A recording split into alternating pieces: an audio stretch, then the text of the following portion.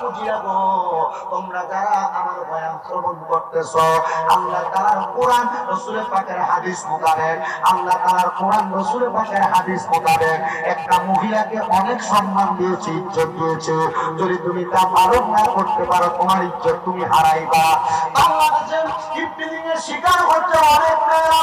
গত কয়েক 5 দিনের একটা অবজারভেশন দেখলাম, মাত্র 85 জন 5 দিনের ভিতরে ধর্ষণের শিকার হয়েছে। ও মুসলমান, তোমার বোন তোমার মা যদি নিরাপদ না থাকে, যদি ধর্ষণের শিকার হয়, তাহলে এই সোনার বাংলাদেশে মহিলারা কেমনে চলাচল করবে? এটার জন্য আমি ধর্ষকদেরকে দোষ দিই না, এটার জন্য আমি 1 নম্বর দোষ দিই আমরা নিজেদেরকে। বলে হুজুর কেন কেন কেন দর্শকদেরকে কেন দোষ দেন না? আরে বাবা, তোমার স্ত্রী, তোমার মায়েরা, তোমার বোন, তোর মায়ের ব্যাপারটা ভাবে বের হয়, তাদের শরীরের অঙ্গভঙ্গি, তাদের শরীরের গোপনীয় স্থানগুলো পুরুষ মানুষ দেখে বিদায়। এবার তাদের ভিতরে একটা এমন আক্রোশ তৈরি হয়, তার প্রতি বাজে নেশা তৈরি হয়। ওই বাজে নেশা দিয়া তার প্রতি খারাপ নজর করার কারণে তার প্রতি একটা লোভনীয় ভাব দিয়ে তাকে ইত্তেজিনি করা শুরু করে। এরপর রাস্তার মধ্যে গোপনীয় জায়গায় নিয়ে তারা ধর্ষণ করে। এবার আপনারা বলে এমন কর্তার বিধান লঙ্ঘন করে যে মহিলারা চলাফেরা করে, এরা যে ধর্ষণের শিকার হয়, দর্শকদেরকে দোষ দেওয়ার আগে মহিলাদেরকেও দোষ দেওয়ার দরকার আছে। আপনার কষ্ট হচ্ছে না? আপনারা আর যদি গেটে এসে কেউ দাঁড়ায়, কাউকে বসতে বলবেন। দেখেন, বসতে বলছেন, গেটের লোকগুলো চলে গেছে। আমি বলছি যে বসতে বললেন না, এখন তো দাঁড়াই আওয়াজ শুনছে, এখন তো হয়ে গেছে আওয়াজ শুনতে।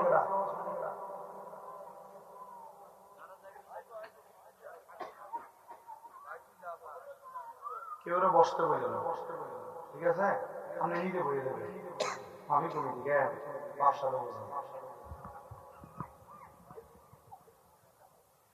তাহলে মা বোনেরা পর্দা করার দরকার আছে না নাই?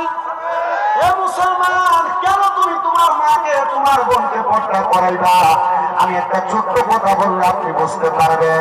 একটা মেয়ে যদি বেপর্দা থাকে, ওই মেয়েটা একা দুজকে যাবে না। ওই মেয়েটা দুজকে যাওয়ার সময় কমসে কম 4 জন ব্যক্তিকে নিয়ে দুজকে যাবে। 4 জন।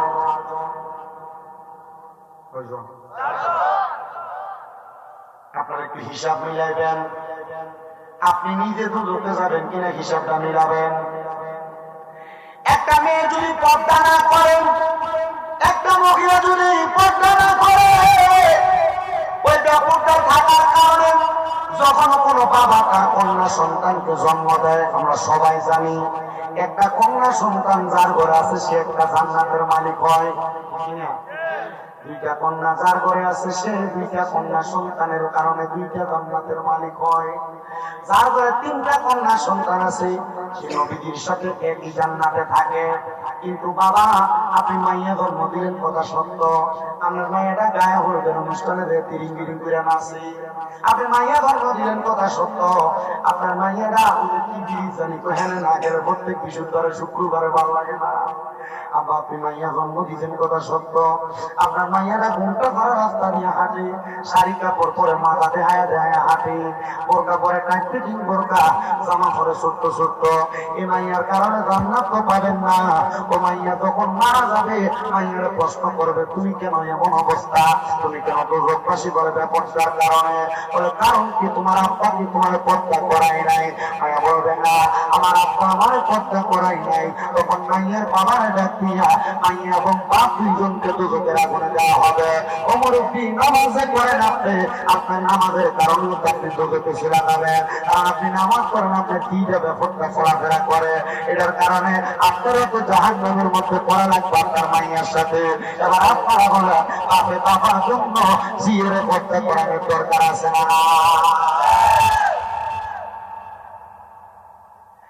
আপনাদের যাদের যাদের বোন আছে,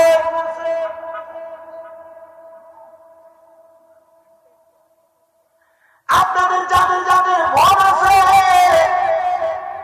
আপনারা বোনকে মোটর সাইকেলের পেছনে নিয়ে নিয়ে ঘুরেন। আপনার বোন ঈদের মার্কেট করতে যাইতে, সামনে ঈদ আসতেছে, ঈদের মার্কেটে গেলে পুরুষের চাইতে বেশিরভাগ মহিলা বাজারে বাজারে দোকানে দোকানে ঘুরে। তাকে দেখেন এগুলো আপনার বোন, আপনার বউ, আপনার মা, আপনার সিয়ে চলে। কাপড়ের মহিলারা ঈদের সময় যারা ব্যাপারটা ভাবে ঘুরবা, বহু মহিলারা খবর এমনও পাওয়া যায় ঈদের মার্কেট করতে দেয়া হ্যাঁ হয়ে গেছে গা, রোজা লো রাখতে পারে না, ভারী খেয়ে গেলাম।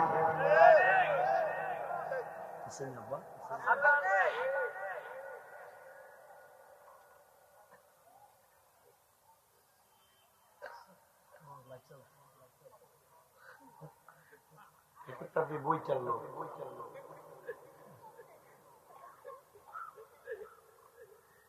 তাহলে আপনারা মনে রাখবেন, আপনারা যারা কোন ধনের ভাই আছেন, আপনারা আপনাদের বোনকে পর্দা করাইবেন।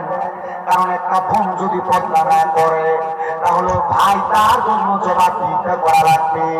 আপনার আন্দারে যতদিন আপনার বোন চলাফেরা করবে, এবার বলেন ভাইয়ের জাহান্নামের আগুন থেকে বাঁচার জন্য তার বোনকে পর্দা করানোর দরকার আছে না?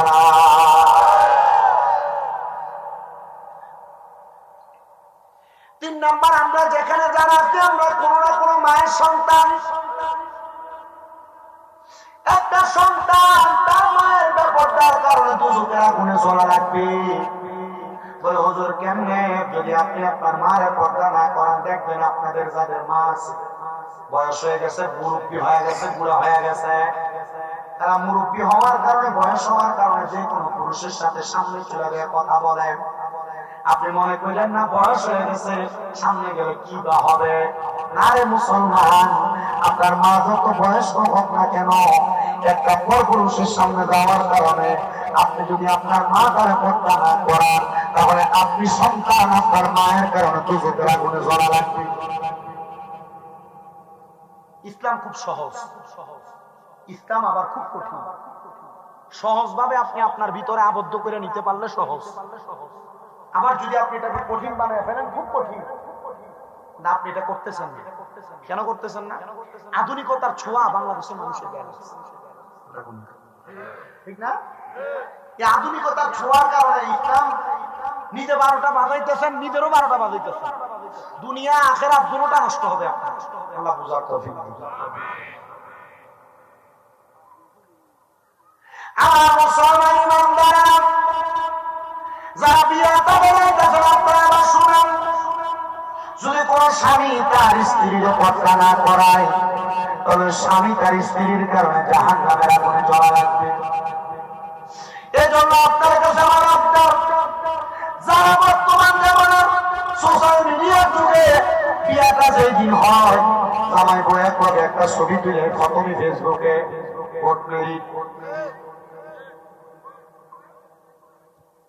ফেসবুকে বউ ছবি দেয় না, দেয় না?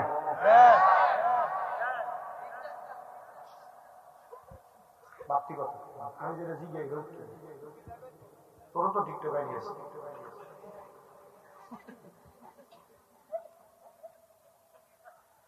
যে স্বামীরা তাদের স্ত্রীর ছবি ফেসবুকে দিয়ে দেন,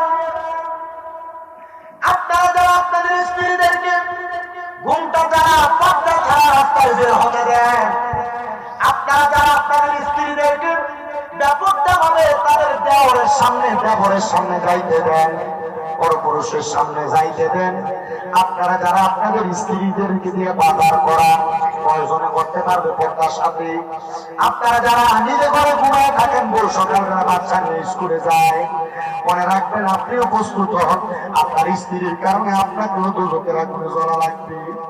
দেওয়ারের মাধ্যমে দিতে আপনি নিজে আদেশ করেন কি হয়ে বইটা তার ভাইয়ের মতো, কিন্তু নবী কই না দেবর ভাইয়ের মতো না। নবী গো কেমন? আমার নবীকে একটা ভাবির জন্য তার দেবর হলো কাল সাপের মতো, একটা ভাবির জন্য তার দেবর হলো মৃত্যু সমতুল্য। একটা কাল সাপ কামড় দিলে যেমন ভাবে মানুষ মারা যায়, একটা ভাবি তার দেবরের সামনে গেলে এমন তার মৃত্যু হয়ে যায়। ও ভাবিরা, তার মহিলারা শুনতেছ, সোশ্যাল মিডিয়ার মাধ্যমে যে ভিডিওরা শুনতেছ, সবার কাছে আবদার, দেবর রে ভাইয়ের মতো মনে করি একসাথে বসা যাবে না, একসাথে কথা বলা যাবে না, দেবরের সামনে যাওয়া যাবে না। বলে হুজুর কেন? কারণ এই দেবর আপনার জাহান্নামী হওয়ার কারণ হয়ে যাবে।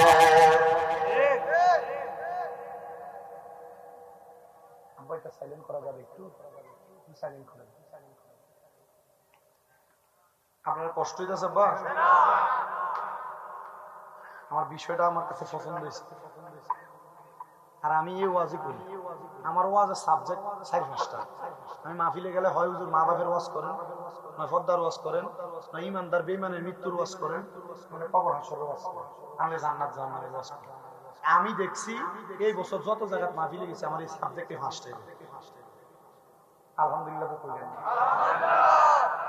এটি দরকারি বিষয়। আমি আপনাদের সবার কাছে বলবো, আপনাদের স্ত্রীদেরকে আপনার পর্দা করানোর চেষ্টা করেন।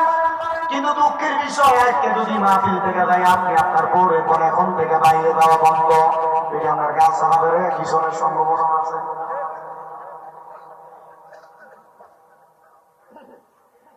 না সবাই না চাই না, মনে কষ্ট নিয়ে আজকে থেকে যদি বলেন তোমার পর্দা করা লাগবে, ঢাকা দিয়ে থাকা লাগবে, আপনার বাবার কথা শুনবে না। বলো হুজুর কেন শুনবে না? কারণ আপনি নিজে নামাজ পড়েন না, আপনি নিজে রোজা রাখেন না, আপনি ইসলামের শরীয়তের বিধানগুলো মেনে চলেন না, আপনার বউ আপনার মানে না। সবার কাছে মুসলমান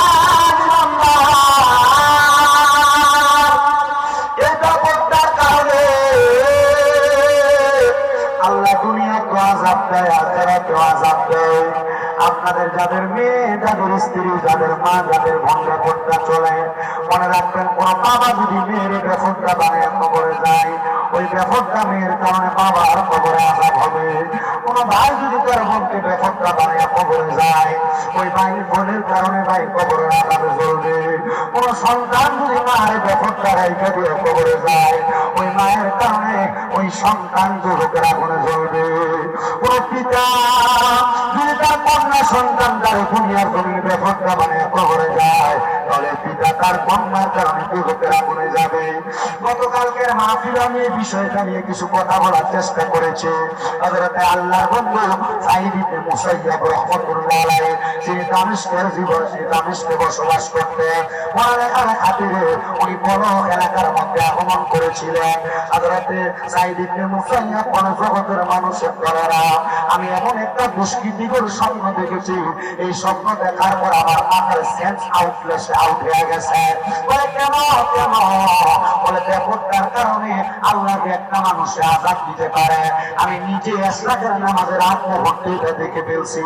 এজন্য আশিক সুরে সুরে লেখে সাবধানে থাকিও নারী পরদার আড়ালে, বলেন সাবধানে ওই হাদিসে হারামে লিখে অন্য দেখিলে, আইরে হাদিসে হারামে লিখে অন্য দেখিলে, সাবধানে থাকিও নারী কন্যা, সাবধানে থাকিও নারী। আরে আজকালকার নারীগণে তারা স্বামীদেরকে গড়ে রেখে, আরে আজকালকার নারীগণে তারা স্বামীদেরকে গড়ে রেখে, আরে মার্কেটেতে ঘুরে বেড়ায়, রাস্তায় রাস্তায় ঘুরে বেড়ায়, নারীও সেরে বেশে। সাবধানে থাকিও নারী পরদার আড়ালে, বলেন সাবধানে ওরে হাদিসে হারামে লিখে অন্য দেখিলে, আইরে হাদিসে হারামে লিখে অন্য দেখিলে, সাবধানে থাকিও নারী পরদার আড়ালে। আরে নারীদেরও রূপ দেখিয়া অত পুরুষে যায় না কালে হইয়া, আরে নারীদেরও মেকআপ দেখিয়া অত পুরুষে যায় না কালে হইয়া। তারা জানে না সে কারণে যাবে দুঃখের মাঝে, সাবধানে থাকিও নারী পরদার আড়ালে, বলেন সাবধানে থাকিও নারী পরদার আড়ালে।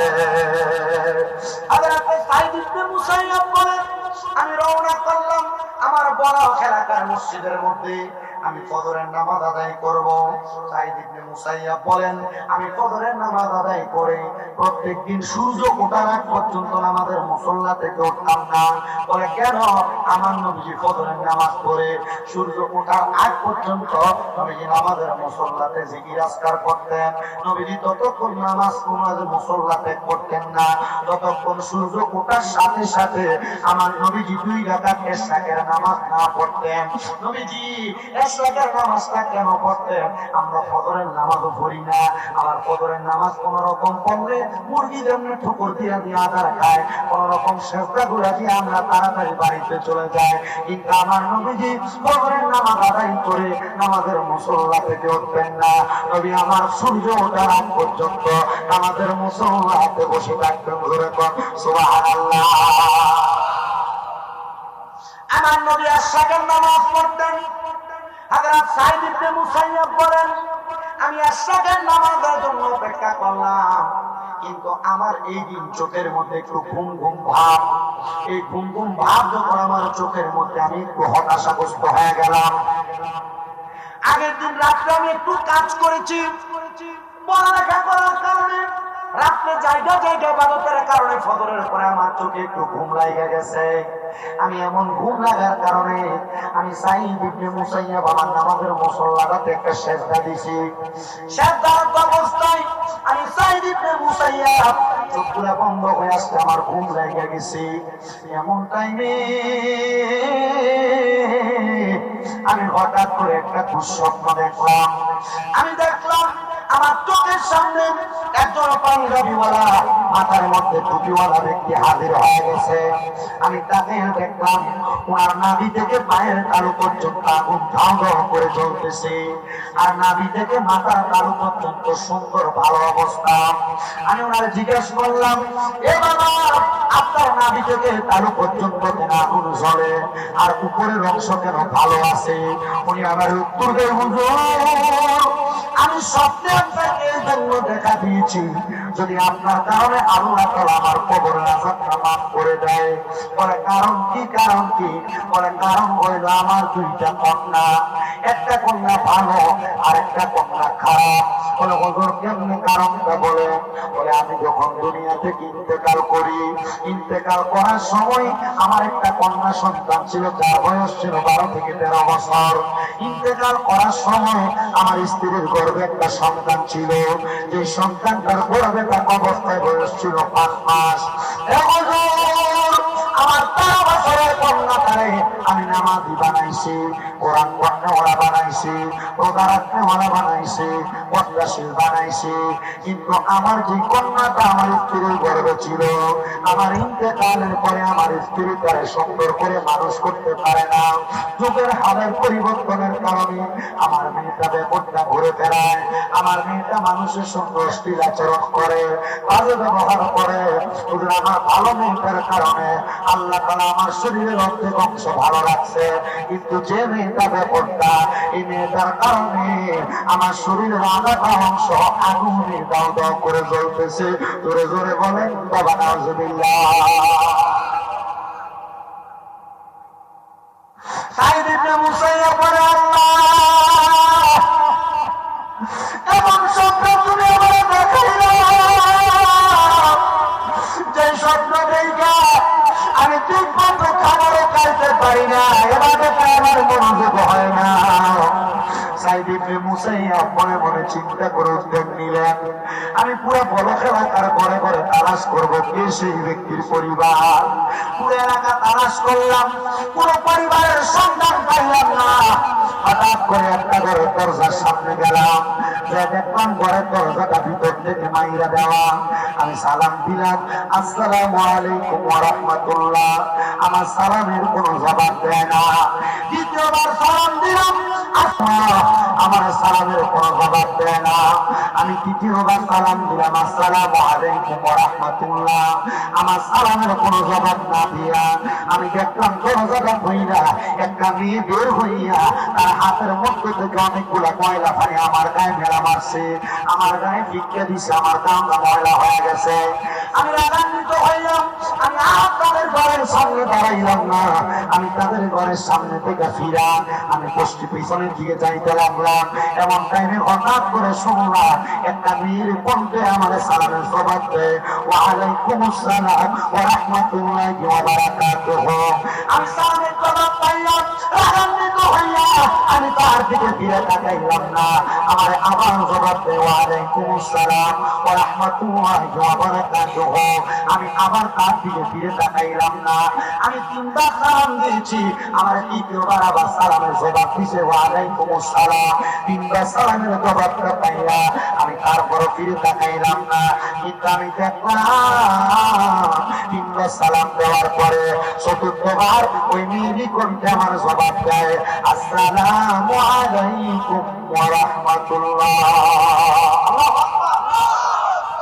উনি তিনবার সালাম দিছিলেন, ওনার জবাব উনি তিনবার ফেরত দিছেন। কিন্তু যখন ওই মেয়ের জবাব পাইও উনি ফিরে তাকান নাই।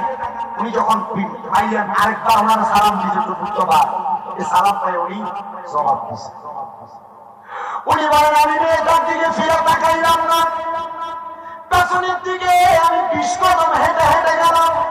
পেছনের দিকে 20 কদম হেঁটে যাইয়া আমি মেয়েটাকে বললাম, মা তুমি আমার জন্য গায়রে মাহরাম। গায়রে মাহরাম মানে আমি তোমাকে দেখতে পারবো না, তুমি আমারে দেখতে পারবা না। ও বাবা, বাংলাদেশে আমরা যারা বসবাস করি, আমরা না শুধু মুসলমান যারা দাবি করে তাদের জন্য মাহরাম ব্যক্তি হলো 14 জন ব্যক্তি। এই 14 জন ব্যক্তি যারা অন্য কোনো নারীর দিকে কোনো পুরুষ মানুষ তাকাইতে পারবে না, জিনার গুনাহ হয়ে যাবে। বলে হুজুর টাকা মতো লাগে রাস্তাঘাটে দোকান পাটে, একবার নজর করলে আপনি আপনার চোখ ঘুরে দিবেন। কিন্তু আমরা মুসলমান এমন জাতি, একবার নজর করলে এমন ভাবে চায় বলে একবার সামনে শরীরের আকার আকৃতির সংগঠন বলে দিতে পারে। আপনার খারাপ লাগতেছে? এবার কই যায়? এবার যাক যাক যাক যাক যে উত্তর দিছে না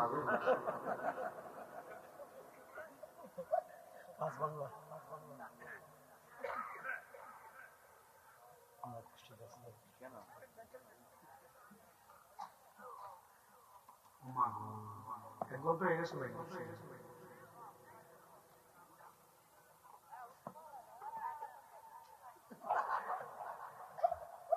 সবাই পড়ি আলহামদুলিল্লাহ।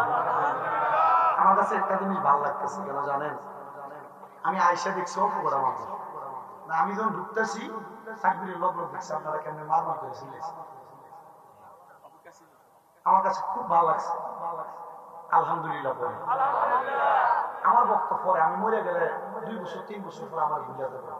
আমার এই একটা কথা যদি আপনি মনে রাখতে পারেন, এটার কারণে যদি আপনি নাজাত পান, মরার পর যদি একটা কাজের কারণে আপনি জান্নাত পেয়ে যান, আপনি কয় আমার জান্নাত পেয়ে যান।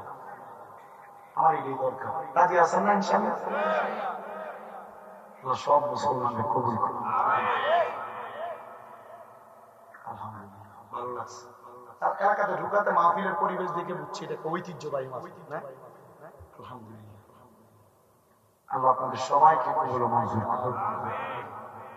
হযরতে সাঈদ ইবনে মুসাইয়্যিব বলেন, আমি ওই মাইয়ার দিকে ফিরে তাকাই নাই।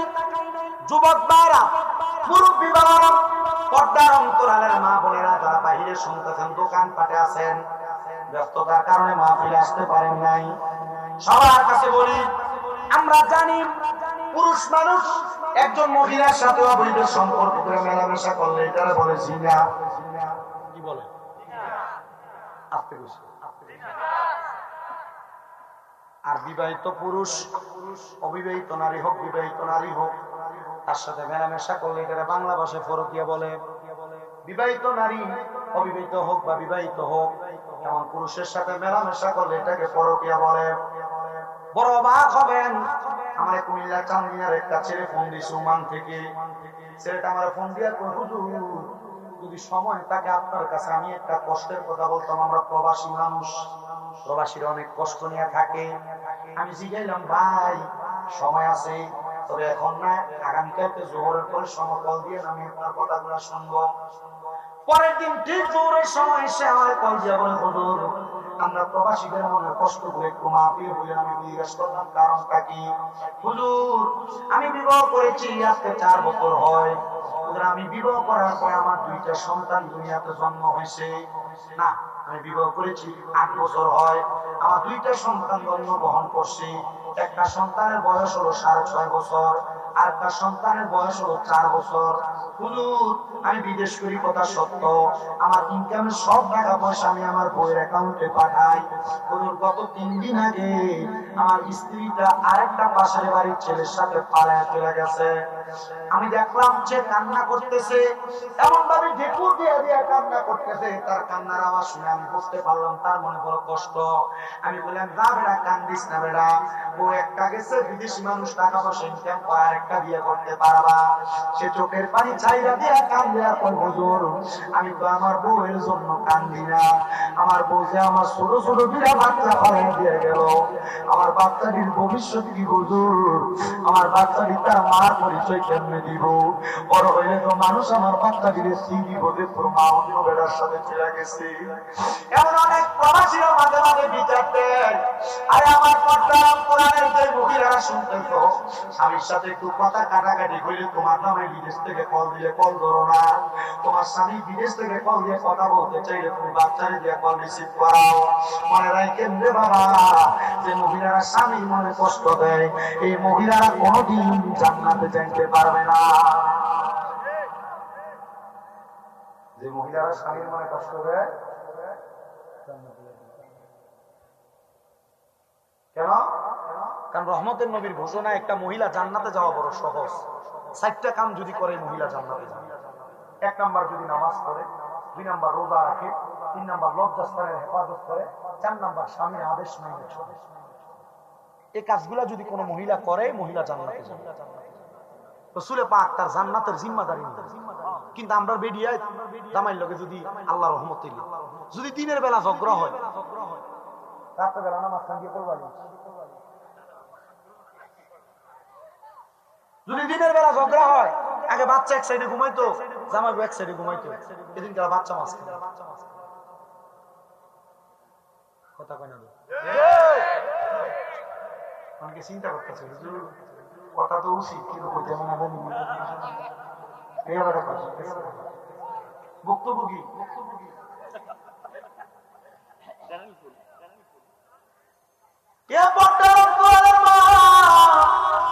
তোমরা যারা স্বামীর আদেশ অমান্য করো, স্বামীর কথা শোনো না, বহু মহিলারা স্বামীর কথা অবাধ্য হইয়া জামাই ঘুমে থাকলে পুরা ঠাকুর বাজার সারাত্রি বাজার ঘুরে চলে, জামাই খবরও থাকে না। কিন্তু আল্লাহর নবী বলেন একটা মহিলা তার স্বামীর আদেশ ছাড়া বাবার বাড়ি তো যাইতে পারবে না।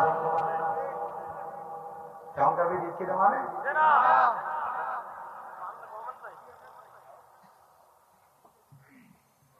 বাবা বন্ধুরা আমার, তো যে কথার মধ্যে ছিলাম ধারাবাহিক ভাবে আপনি মেয়েদের দিকে তাকাইবেন না। কেন? মেয়েদের দিকে তাকাইলে আপনার এমন নামায় জিনার গুনাহ হবে। কি গুনাহ? আব্বা এটার ভিতরে বেরিয়েতে ছবি আইয়ে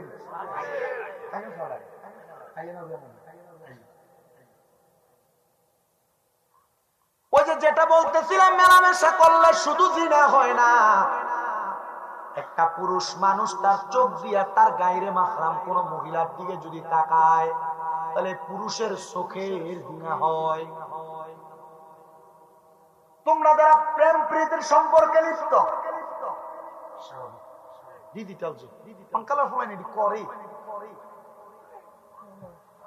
আমরা কথার কথা কইলাই না, এখনকার মোলানিটি করে।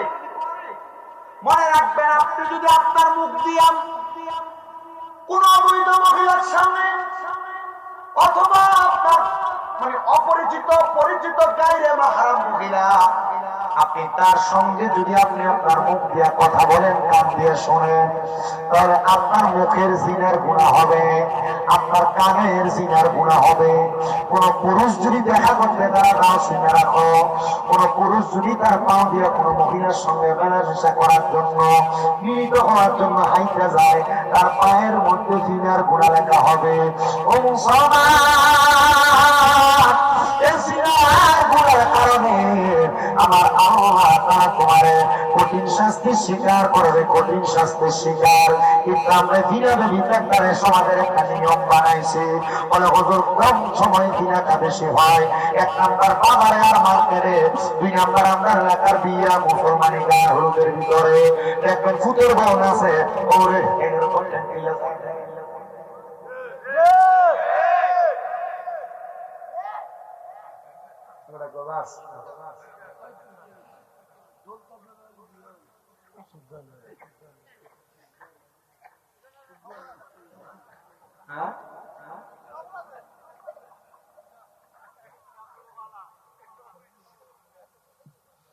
ভাই বসা, বোনের জামাই বসা, এলাকার পুরুষ সব বসা।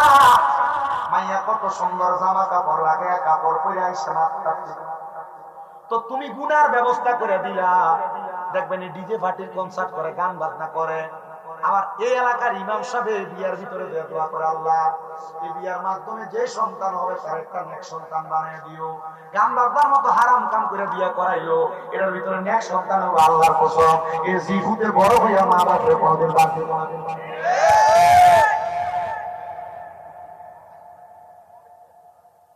নেক সন্তান এত সোজা।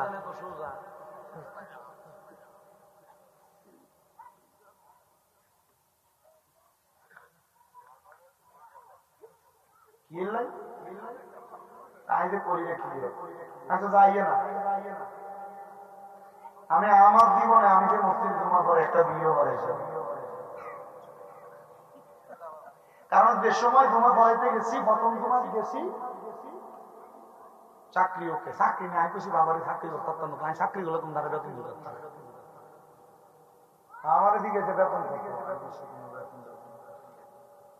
কারণ বেতন হইলে আমরা গোলাম না। তারপরে ঠিক আছে দেয়, আমি কইছি তবে আমার কিছু শর্ত মানতে। কি শর্ত? কোন সময় এই হুজুর দেরি হয়েছে কা, এই হুজুর এটা হয় না কা। আর মসজিদের মতো আনলি যে বেড়া, সরি সভাপতি যে বেড়া, এবার আরো কইছি হুজুর 1 জুমা আইছেন না, 2 জুমা আইছেন না, 3 জুমা আইছেন না, 5 জুমা আইছেন না, হুজুর 6 জুমা শোনা হবে। কিন্তু 5 জুমা অনুপস্থিত থাকবেন যে কোন একজন হারাই দিয়ে পরে আমরা মসজিদ কমিটি আর আছে। আমি বলছি যতদিন সম্মান দিবেন ততদিন আমার কাছে আছে, আমার সম্মান শেষ। আমার চাকরি নেই। আপনারা হয়তো দেখছেন ইউটিউবে অনেকে মসজিদ একটা থেকে যে বাড়িস মসজিদ কমিটি পানিবার, কারণ এটার আর একটা কারণ আছে, আমরা সমাধান করা মসজিদ কমিটির সভাপতি ওই সুস্থ,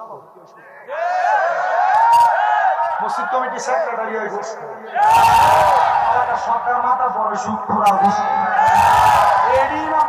দাম দিয়ে কথা বলবো, এটা আমি মানি।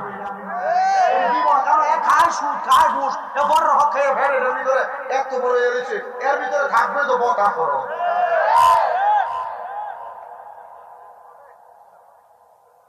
কথা কম না,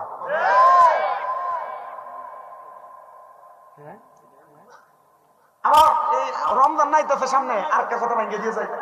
বহু এলাকার ভিতরে এই জাতের কমিটিরাই দেখবেন তারা বিশ্রামদার নাম দিয়ে টেহা তুলে তুলে ইমাম রে আর মুয়াজ্জিনদের কিছু কিছু দিয়ে বাহিরে মসজিদ আসেনি আসেনি। তোমার বেড়া তো কষ্ট করে তারাবি বড়াইলো, টিয়া পাইবো বেড়া, আপনি মসজিদে রাখছেন কোন আকলে? তাই মসজিদের কাম আছে কেন? আমরা তোমাদের চিন্তা করি এই মসজিদ কমিটিকে আল্লাহ তাআলা জালেম হিসেবে ইচ্ছা মতো ফিরবে, ইচ্ছা মতো। সোশ্যাল মিডিয়ার মাধ্যমে তাই মসজিদ কমিটির যদি হনেন সাবধান, তরবি সান্দার টিয়ার নাম দিয়া হুজুর আর টিয়া মেরে খাইয়েন না। যারা খায় হেতার গায়ে হবে আসেনি আসেনি।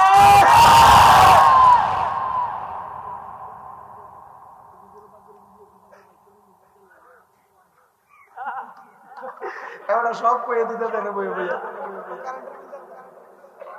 মসজিদের কারেন্টের বিল দেয় এটিয়ে দিয়ে উমা আসেনি। হুজুরের 3 মাসের বেতন বাই, এ বাই দিয়ে কাটে এটিয়ে দিয়ে। আমি মাথা মাথা অবাক করি, আল্লাহ এই কমিটির কি বিচার তৈরি করবে? এ সুদখোর ঘুষখোর হারাম খুঁটিরে এলাকার সর্দারের মাথা পর বানান, তখন দেখছেন উচিত বিচারের 1000 টাকা খাইয়ে ঘুরে দেয়। কথা বলে তিরমিজি শরীফ 2211 নম্বর হাদিস। আল্লাহর নবী কয় কিয়ামতের আলামত হলো এটা যে দেখবা সমাজের ভিতরে নিকৃষ্ট নিকৃষ্ট ব্যক্তিগুলা ব্যক্তিত্ব দিব, ভালো কাজের ভিতরে এই রূপগুলো নিয়ে মানুষ দাঁড় করে দিব। তখনই দরকার না কিয়ামতের সন্নিকটে কিয়ামত আইতেছে, আর তোমাদেরকে আযাব গজব পাকড়াও করবে।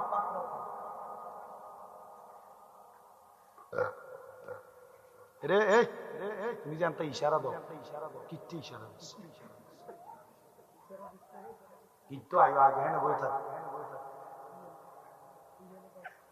আল্লাহ আমরা কবুল করেন, জোরে বলেন আমিন, আর মহব্বতে করেন আমিন। তো কথা কোনটাতে ছিলাম? এরই তো কই হইল জিনার বিচারে ছিল। জিনা না ওই হুজুররা দোয়া করে, এই দোয়া হ্যান জায়গাতে। তাইলে এই গান বাজনার মাধ্যমে আপনি যে জিনা বিচারের ব্যবস্থা করে দিতেছেন, আপনি যে এটার আঞ্জাম দিতেছেন, মনে রাখেন এরা যে গুনাহগারের বেড়ি কইরা আপনি ব্যবস্থা করে দেওয়ার কারণে সেম গুনাহগার হইছে। কথা বলেন বাড়ির মুরব্বির যদি দিকে কিও কাকা মসজিদের লগের বাড়িটার ভিতরে গান বাজতে তো আপনি কিছু বলেন না, আচ্ছা ওয়াকি তো কথা না কেন? ফেসবুকের ভিতরে দেখলাম কোন মুরব্বি জানি রাতকে গান বাজাইছে দেখে দাও এই খারিছে স্টেজের সামনে। আল্লাহ কোন দিন আমাদেরকে বোঝা সে সহি বুঝ দান করবো, এটা আল্লাহ তাআলা বলেন। আমি আপনাদের কাছে আরো কিছু কথা বলার চেষ্টা করি। যারা জিনা ব্যভিচার হয় এমন কর্মকাণ্ড বন্ধ করা লাগবে। এই যে পার্ক বলেন, বিভিন্ন রেস্টুরেন্ট বলেন, বিভিন্ন গান বাজনার জায়গা বলেন, তারা এগুলার ব্যবস্থা করে দেয়, নাচানাচি কুদাকুদির ব্যবস্থা করে দেয়। আপনারা মনে করছেন তারা এগুলা করছে ব্যবসার উদ্দেশ্য, তারা বাঁচবো? জি না, এদের কারণে যে ব্যাপারটা মনে হবে সবগুলার গুণা তারা ব্যবস্থা করে দিব, তাদের আমল নামাতে হইব। এক স্পিকারওয়ালা সকল নিয়ে আসেনি, এক স্পিকারওয়ালা আমার ঠিক আছে হুজুর, তো আমরা তো স্পিকারের ব্যবসা করি, মানে গান বাজনার ভিতরে বাড়া দিই আমরা আগে তো তোমার আমল নামা বলে এটা না আমার ব্যবসা। আর ব্যবসা হইলো ব্যবসার ভিতরে হালাল আছে হারাম আছে, তো তুমি সুদের যত ব্যবসা এটা তো ভালো লেগে করে তার লাভ হইব। তো তুমি যেটা করতেছো এটা দিয়ে তো গুনার কাম হইব, এটা কি লেগে করো? আল্লাহ বোঝার তো ভিত্তি কামিন করে। তো যে কথাই ছিলাম ওই যে সাইদ ইবনে মুসাইয়াব, তিনি কি মায়ের দিকে চাইছিল কিনা? কি লেগে চাইছে না? কির গুনাহ? কির গুনাহ? চোখের জিনা গোজরে কোন কির গুনাহ? তা আমনের জিয়ারে আমনে আর দিবেন নি বেড়াইতে সামনে বেপরদা ভাবে যাইতো, স্কুলে দাওয়ানোর সময় দিবেন নি কোন পর্দা ছাড়া যাইতো।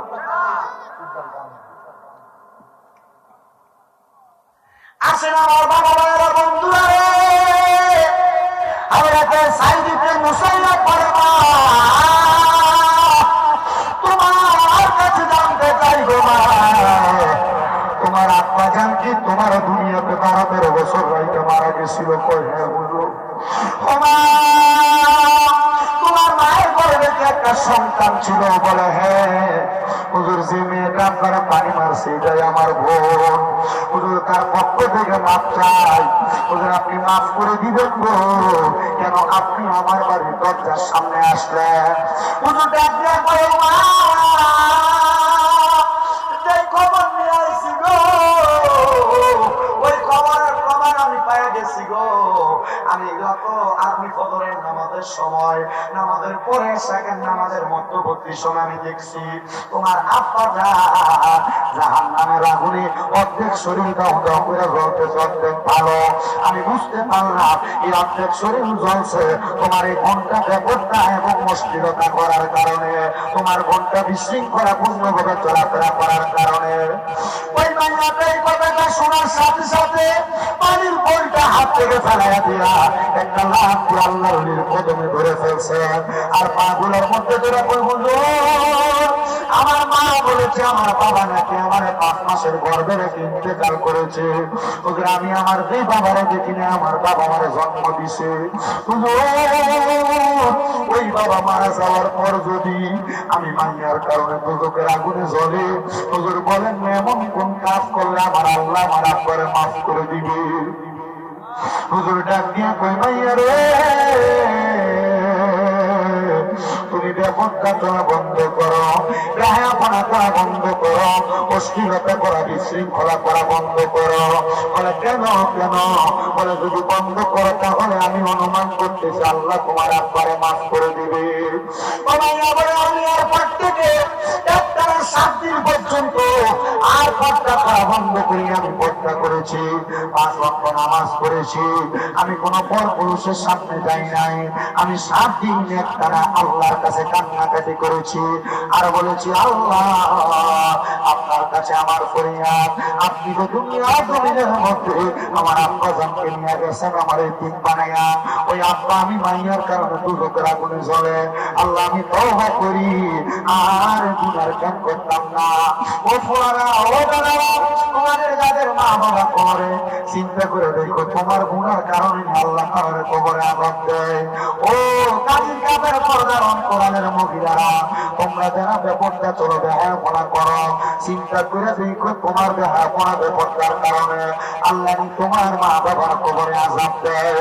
ওই মাইয়া 7 দিন পরে হযরত সাঈদ ইবনে মুসাইয়াবের ঘরের দরজার সামনে চলে গেছে।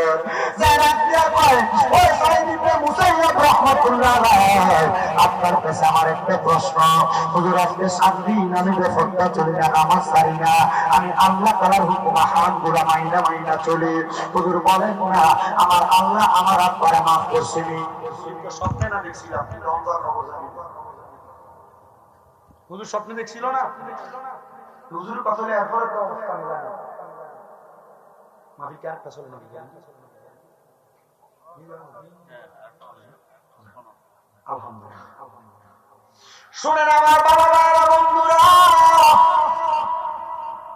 হযরত সাঈদ ইবনে মুসাইয়াব এখন তো মায়াকে সান্ত্বনা দেওয়া লাগবে। মায়া কান্দে আর কয় হুজুর আমার আব্বা জানেন অবস্থা কেমন, আপনি বলেন, আপনি না বললে আমার আল্লাহ তাআলা আমার আব্বারে মাফ করবে না। হুজুর ডাক দিয়ে কই মা তোমার আব্বা জানার অবস্থা যদি তুমি জানতে চাও তাহলে তুমি এখন নিয়ত করো, এখন থেকে তাহাজ্জুদের নামাজ পড়বা, তাহাজ্জুদের নামাজ পড়া আমার আল্লাহর কাছে যদি কেউ দোয়া করে আমার আল্লাহ তাআলা ওই ব্যক্তিটারে সব মনের খবরগুলো জানিয়ে দিবে, গোপনের খবরগুলো জানিয়ে দিবে। এই যুবক ভাইরা অনেকে বিদেশ যাওয়ার চেষ্টা করেন, যাইতে পারেন না, অনেকে ব্যবসা করেন বরকত হয় না, অনেকের কঠিন রোগ বিমার ভালো হয় না, অনেকে দুনিয়াতে বিপদে পড়ে রয়েছেন, উদ্ধার হইতে পারেন না।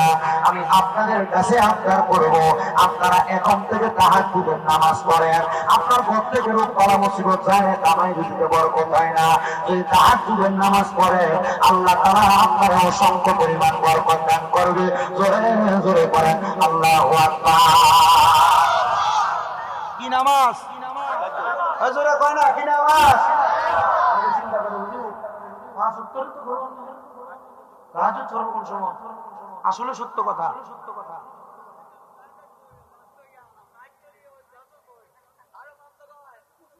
মন্দ কয় কেন? এগুলো আর বড় শয়তান।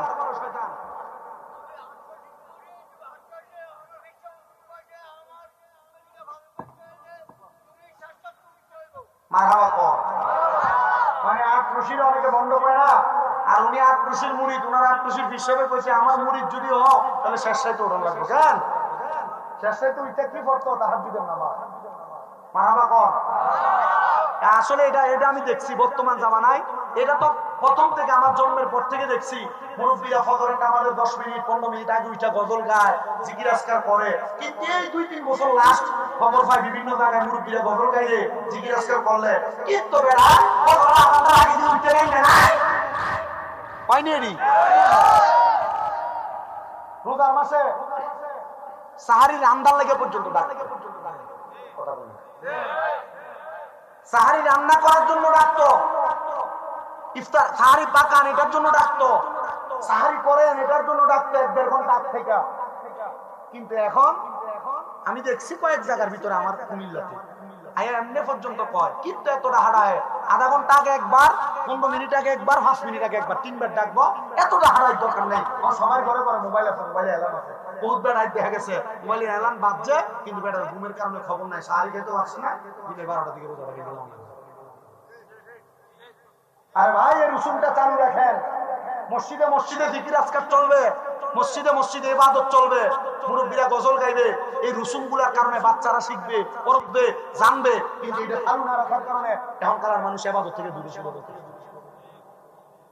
কথা বলে কেন? আমরা বোঝার তৌফিক দান করুন, আমিন পড়েন। ওই মেয়েটার হুজুর ডাক দিয়া কই তুমি তাহাজ্জুদের নামাজ পড়ো।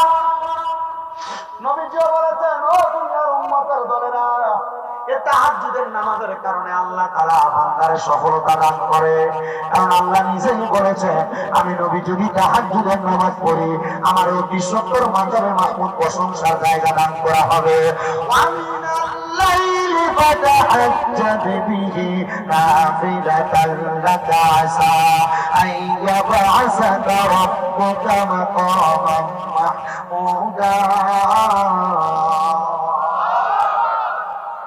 তো নবীজির উপরে আয়াত যখন নাযিল হয়েছে নবী আল্লাহর কাছে কাঁদছে, আল্লাহ আপনি তাহাজ্জুদের কারণে আমারে মাকামে মাহমুদ দিবেন, আমার উম্মত তো আমি নবীকে ভালোবাসে, আমার উম্মত যদি পরে উম্মতের কি দিবেন? আল্লাহ তাআলার ঘোষণা ছিল নবী আপনার উম্মত তাহাজ্জুদ করে আমি আল্লাহর কাছে যা চাইবে আমি আল্লাহ সব। আপনাদের দোয়ায় কুমিল্লাতে আমার 6টা মাদ্রাসা, 6টা কয়টা আমার মাদ্রাসার পোলাপান 3:30টায় রাত্রে উঠা তাহাজ্জুদ পড়ছে। ছোট ছোট বাচ্চাগুলো পড়ে, এতে দোয়া ভাঙ্গা আপনাদের সারাত্রির অনেক পোলাপান আছে আমার মাদ্রাসা কুমিল্লা চকবাজার নুরপুরে তাহফিজুল কোরআন দোয়া করবেন না আপনারা আমার পোলাপানের লেগে? আমার পোলাপান সবার জন্য দোয়া করে। প্রত্যেকদিন মাগরিবের নামাজের 15-20 মিনিট আগে 15 মিনিট খতমে খাজে গান পড়ে, ওইটা আমার ছোট ছোট বাচ্চারা কান্দে। যে বাচ্চাটা একবার নুরানিতে পড়ে লেদা বাচ্চা, এটা কান্দা দেখলে আপনার কাছে মনে হয় আমি কই আছি এই বাচ্চা কই আছে, আপনার কাছে মনে হয়। আপনারা আমার মাদ্রাসার বাচ্চাদের জন্য দোয়া করেন। আমি আপনাদের এখানে যখন আসি মাদ্রাসা থেকে বের হয়ে এখানে আসছি, আমি সব সময় আমার মাদ্রাসার ছাত্রদের জন্য দোয়া চাই। আমার একটা বাচ্চা অসুস্থ, তারা 2টা ভাই অসুস্থ, দোয়া করেন এদের জন্য। আমার ছাত্রদের আমি শুধু এতটুকু চিন্তা করি আল্লাহ আমার আমল আখলাকের কারণে আপনি আমার কোথায় রাখবেন আমি জানি না, তবে আমার মাদ্রাসার যে ছাত্ররা কোরআন শিখে এই শিখার বরকত আল্লাহ। আমি আমার ছাত্রদেরকে এতটুকু বলছি যখন তোমাদের চোখে পানি আসবে তখন হুজুরের নামটা একবার স্মরণ করো, তখন হুজুরের নামটা একবার স্মরণ করো। পোলাপানের মা বাপ টাকা দিয়ে পড়ালেখা করায় না। আমি মাঝে মাঝে আপনারা দেখেন মাঝে মাঝে আমি এগুলো ফেসবুকে দেই, বাচ্চাদেরকে নিয়ে আমি এটা সেটা খাই, বাচ্চাদেরকে নিয়ে দুষ্টামি করি, আমি এগুলা করি যেন মানুষ উদ্রত হয়। দোয়া করবেন আপনারা। আমার একটা মাদ্রাসায় 36 জন প্রবাসী বা ছেলে আছে, মানে বিদেশিয়ারা। হুজুর আপনার এগুলো দেখে আমার ভালো লাগে, আপনারা আমার 2টা বাচ্চা আপনার দিয়ে দিলেন। ওই নরসিংদী বেলাবুর বাচ্চা আমার মানুষ, ব্রাহ্মণবাড়িয়া সরাইলের বাচ্চা আমার মানুষ, হবিগঞ্জের লাখাইয়ের বাচ্চা আমার মানুষ, শাহরাস্তির বাচ্চা আমার মানুষ, মতলবের পোলাপান আমার মানুষ। আলহামদুলিল্লাহ কইতেন না? আমরা শুধু দোয়া করবেন। আমার জীবনে এই খেদমতটা আমি চালু রাখতে চাই, দোয়া করবেন না ইনশাআল্লাহ। মাদ্রাসা চালাইতে কি অবস্থা লাগে? পোলাপাইনের মা বাপের টাকা পয়সা দিবে, শুধু একজন সঠিক পরিচালক যদি হয় চালানো যায়। কথা কয় না কেন? আমরা তো মাদ্রাসা করতেছি। আল্লাহ করার তৌফিক দান করুন, আমিন কর। আজকে আমিন তো সারা জোরে কোন আমিন। এই মুসলমান ইমানদার হুজুর মেয়েটাকে বলে তাহাজ্জুদ নামাজ পড়ান, ওই মেয়ে বলে হুজুরের কথা মোতাবেক আমি একটানা 7 দিন তাহাজ্জুদের সময় উঠে কাঁদছি। আগের সাত পরের সাত কত 14 দিন কান্নাকাটি করেছি। আল্লাহ আমার আব্বা জান কবরে কেমন আছে আমি জানি না,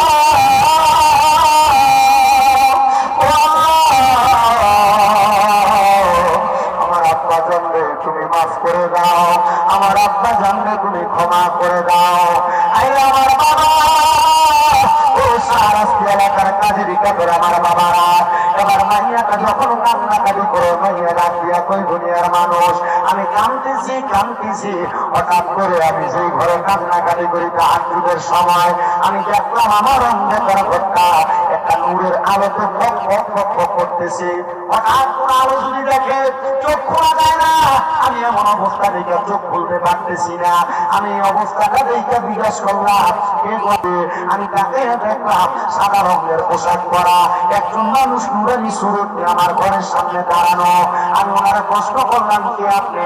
উনি আমার জবাব দেয়, ও মা, সেই বাবার কবরে আঘাত মাফ করাইবার লাগা কান্দ, আমি হইলাম তোমার জন্মদাতা বাবা। ভালোবাসি তোমার বাবা, বুকটা যে যাইছি রে, তোমার কথারি দয় মাঝে পড়ছে বারে বারে। বাবা তুমি কেমন আছো ছোট্ট মাটির ঘরে, তোমার কথারি দয় মাঝে পড়ছে বারে বারে। বাবা ও বাবা, বাবা গো ও বাবা, বাবা গো ও বাবা, বাবা গো ও বাবা। দরজাটা খুলতে খেয়ে যাই ধোকা, বাবা বুঝে বলছে রাখি খোকা। বুকের ভিতরটা লড়ে চড়ে ওঠে, সবাই আছে শুধু বাবা নেই, শুধু মানে। আমি জানি না এই কাজের কাপড়ে মাহফিলে কে জানি বসছে তারা রাস্তা নাই, কে জানি বসছে তারা মা নাই। ওর মাইয়া ডাক দিয়ে কই আব্বা, আমার চোখের পানির কারণে আল্লাহ বুঝি আপনার মাফ করে দিছে।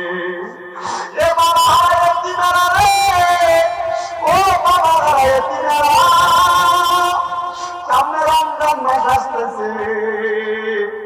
অনেক সন্তানেরা চিন্তা করে হুজুর আমার মা কত রং বেরঙের কত সুন্দর ইফতার বানাইছে, কিন্তু আমার মা অন্ধকার কবরে, বাবা অন্ধকার কবরে।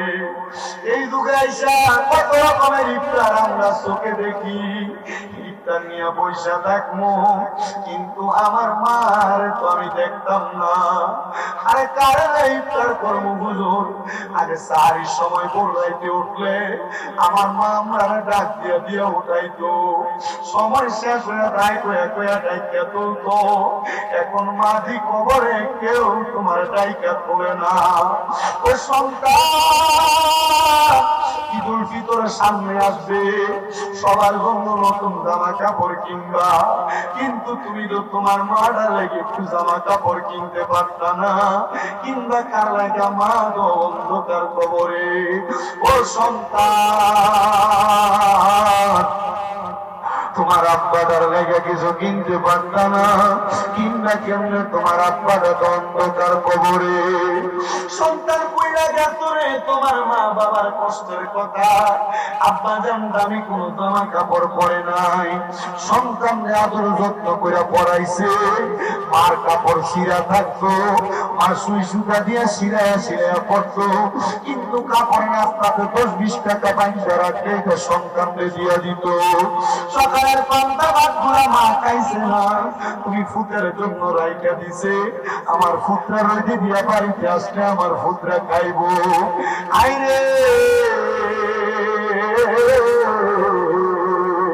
কে জানি এমন মারে মাটি দিয়ে আজকের মাহফিলে বসতে। সন্তান রে জাননীরা সন্তান, ওই মা দুঃখিনী তুমি সন্তান বড় কষ্ট করে মানুষ করছে। এখন তোমার ঘরে কত মেহমান খানা খায়, কিন্তু তুমি তোমার মার এক লোক মা খানা খাওয়াইতে পারো না। আর আমাকে তোমার মা অন্ধকার কবরে। আইরে আব্বা জানে ঈদের দিনে পুরান জামা কাপড় পরে ঈদের নামাজ পড়তে গেছে। সন্তান যদি জিজ্ঞাসা করছে, বাবা আপনি কি নতুন কোন জামা কাপড় পরতেন না? আব্বা কইতো, এখন কি আর আমার ঈদের বয়স আসেনি? তুমি ফুটের নতুন জামা কাপড় বাপে কিনা দিছে। আব্বার যে টাকা নাই, অভাবের কথা তোমার শোনাইছে না?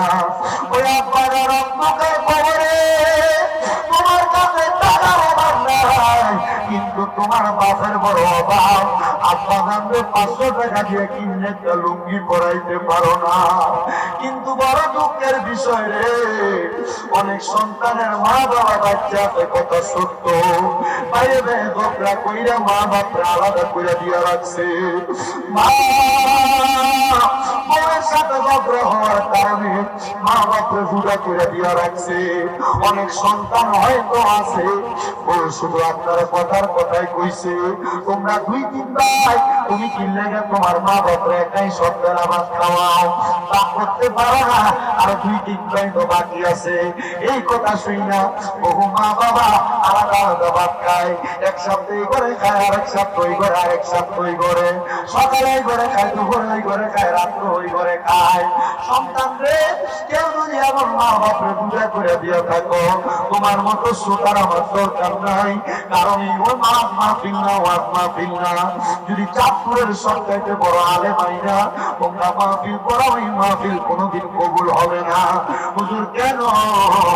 কারণ ওই মা বাপরে বাদ না দিয়া তুমি ওয়াজ মাহফিলে বক্তার ওয়াজ শুনবার কাম হবে না।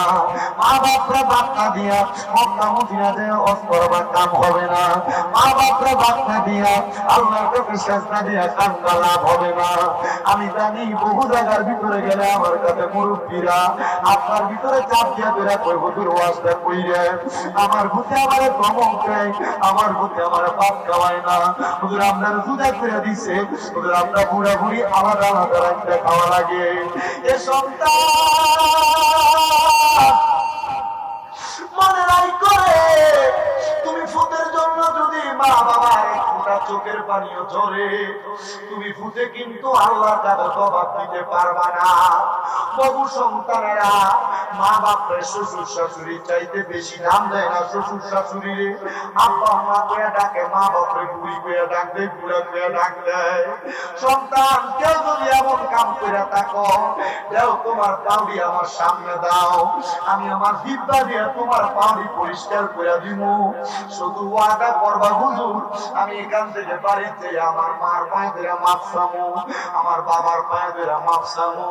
কারণ মা বাপ যদি তোমার মাফ না করে, স্বয়ং আল্লাহ তোমার মাফ করবে না।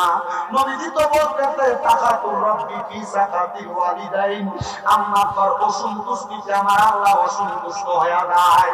তুই ফুটে মা বাপরে বাদ দিতি না, খাওয়াইতি না, মা বাপরে বুড়া বুড়ি করে ডাকবি, পূজা করে দিবি, আর আমার আল্লাহ তোর প্রতি রাজি খুশি হবে, দিন আর রাজি খুশি হবে না। আমার আল্লাহ বেদার হয়ে যাবে রে, আমার আল্লাহ বেদার হয়ে যাবে। সন্তান রে, বড় করে আবদার করি, ওই মা বাবার পায়ে ধরে মাপ চাইবা। আজকে এখান থেকে যাইয়া মা বাবার পাউডি ধরবা। যতক্ষণ পর্যন্ত তোমার মা বাবা মুখ দিয়ে বলছে তোমার মাফ করে দিছি, ততক্ষণ পর্যন্ত মা বাবার পাও চাইরো না। হুজুর কেন কেন কেন? কারণ মা বাবা যতক্ষণ না মাফ না করবে, তুমি সন্তান মাফ হবে না। ও সন্তান,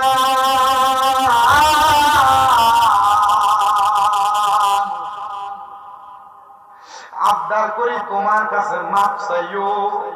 অনেকে চিন্তা করতে, হুজুর মাপ চাইতে তো আমার শরম লাগবে। আর কিসের শরম? মা বাবার পায়ের কাছে ছোট হইলে তোমার দাম কমতো না, তোমার ইজ্জত কমতো না। আম্মা আব্বার পায়ে ধরলে তোমার সম্মান কমবে না। আমি গুনাহগার মানুষ হইতে পারি, আমি মাঝে মাঝে মা বাবার পায়ের ভিতরে চুমা দেই। হুজুর কি বলেন? শিরিক হবে না, বেদাত হবে না?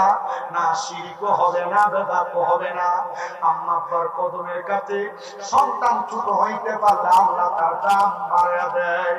তুমি চাইবা কিনা আমি জানি না, তবে আমি যেই দিন শুনছি মা বাবার কদমের কাছে সন্তান ছোট হইলে আল্লাহ ওই সন্তানের দাম বাড়ায়, ইজ্জত বাড়ায়। এরপরে মাদ্রাসায় ক্লাস 6-7 পড়ি মনে হয়, ওই সময় বাড়িতে যাইয়া আমার মা বাপ ঘরে ঘুমাই, ওই ঘুমন্ত মা বাবার পায়ের মধ্যে আমি সুমা দিছি।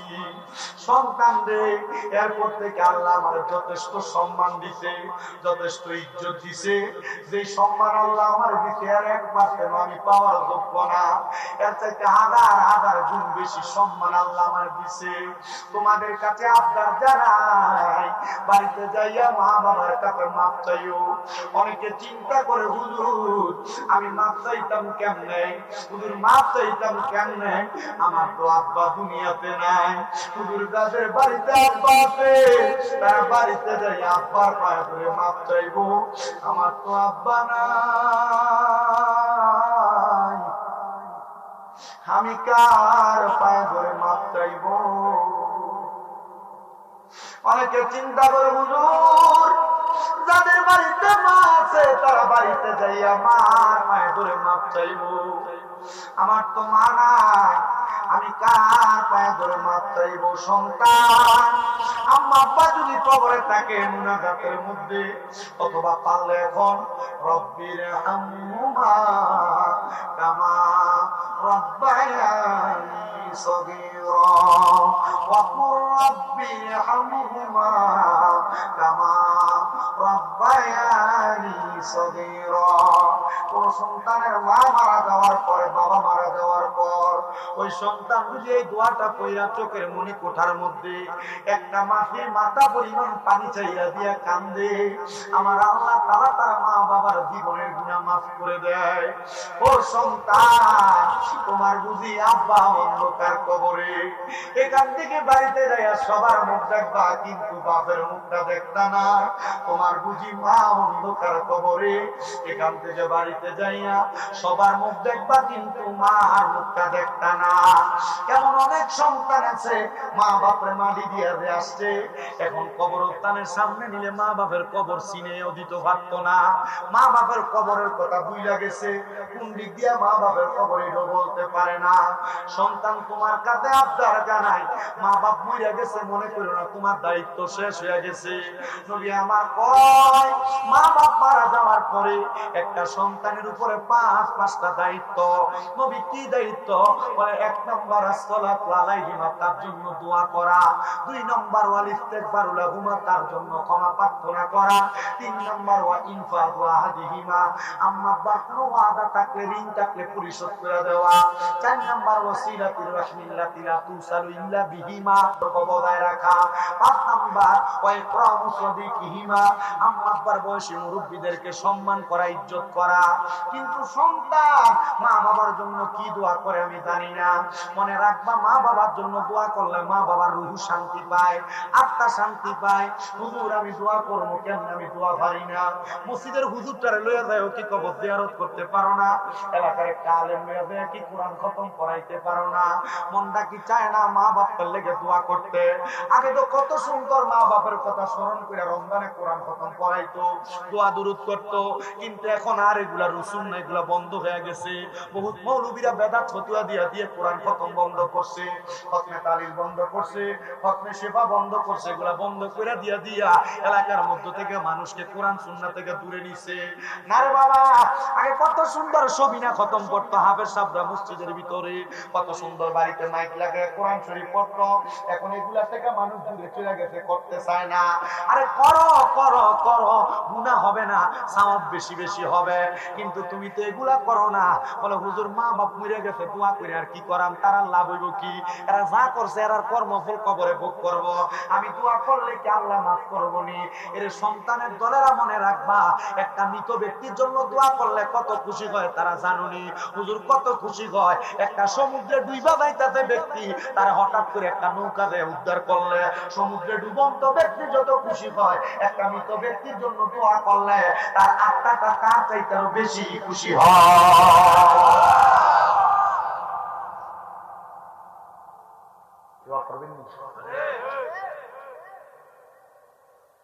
আপনি মাসে একবার কবর জিয়ারত করেন না, বছর ঈদের নামাজ পড়ে আসার সময় মন চাইলে করেন না, চেক করেন না।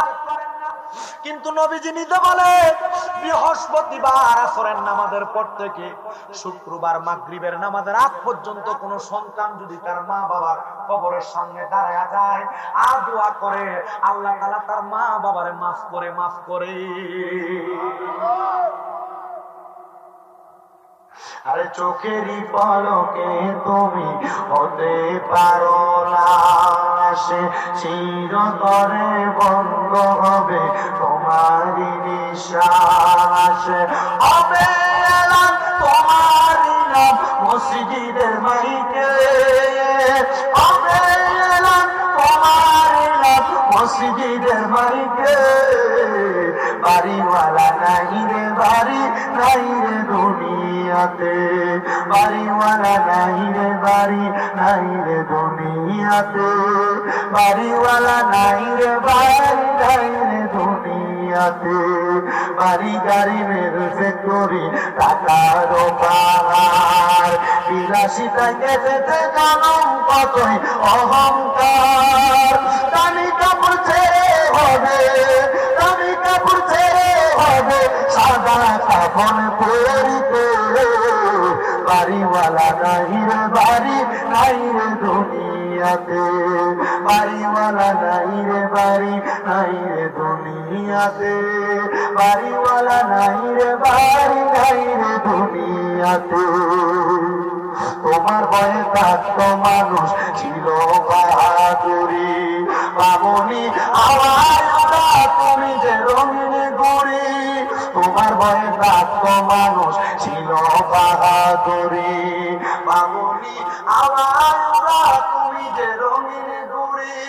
সুতোটার দিলে মালিক, সুতোটার দিলে মালিক পারবে না থাকিতে, বাড়িওয়ালা নাই রে বাড়ি, নাই রে দুনিয়াতে, বাড়িওয়ালা নাই রে বাড়ি, নাই রে দুনিয়াতে, বাড়িওয়ালা নাই রে বাড়ি, নাই রে দুনিয়াতে।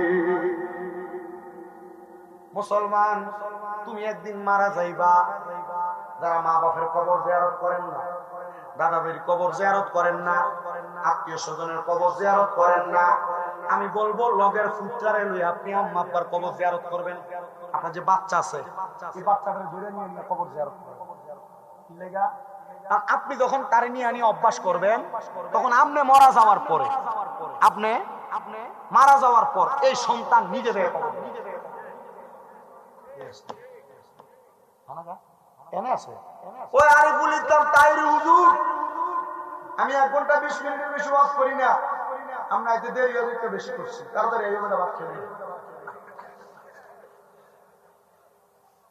আল্লাহ কবুল করুন, আমিন। কার হয়ে যাবেন কথা বলবো, কোরআন লয়ে কবর জিয়ারত করতেন যাবেন নি? এই দাদারা নাতিটারে হাতে লয়ে কবর জিয়ারত করতে যাইও। আর নাইলে তুমি যখন যাইবা তখন তুমি মরার পরে এই নাতি কইবো, হ্যাঁ আমার দাদা তো আপনার কবর জিয়ারত করছে, তার দাদা দাদির কবর জিয়ারত করছে, আমি আমার দাদা দাদির কবর জিয়ারত করছি। কথা মানে কি লেগা তার দরকার আছে না নয়? গতকালকে আমার 2টা মাহফিল ছিল, একটা ছিল কুমিল্লা দিদার মার্কেট কাশিনাথপুর, আর একটা ছিল ব্রাহ্মণপাড়া। প্রথম মাহফিলে যখন গেছি এক ভাই পল্লব ভাই, উনি আমার কথা, হুজুর আমার কাছে সত্যি ভালো লাগে আমার কোন একটা ছোট্ট ছেলে, হুজুর আমার ছোট ছেলেটা, হুজুর আমারে তার দেখলে ভালো লাগে একটা কারণ, আমরা তার জিগানতে সুরা পারে, ছোট বাচ্চা খুব সুন্দর, সে সুরা পড়তেছে আমার সামনে, আমার কাছে এটা দেখতে ভালো লাগছে। হুজুর আমার কাছে আরো ভালো লাগে কি জানেন, আমার আব্বা নাই, আমার ফুতে প্রত্যেক জুমার নামাজে গেলে নামাজের সালামটা ফিরিয়ে নামাজটা যখন শেষ, আমার ফুতে আমার পাঞ্জাবি আর হাতে দিয়ে দাদা দাদা দাদা, আমার ফুতে আমার কাইনে আমার বাপের খবর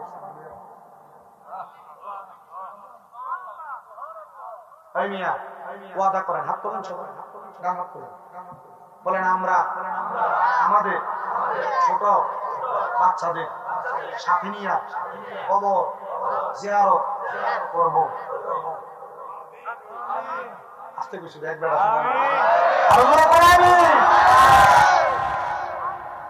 করার দরকার আছে, লাভ হইব। আগে সবে বরাতে ফোলাফাইনে করতো, কবরস্থান পরিষ্কার করতো, অনকালা করেনি আমি জানি না। অনকার শেষ, এটি শেষ। পোল্যান্ডে ডাক দিল না,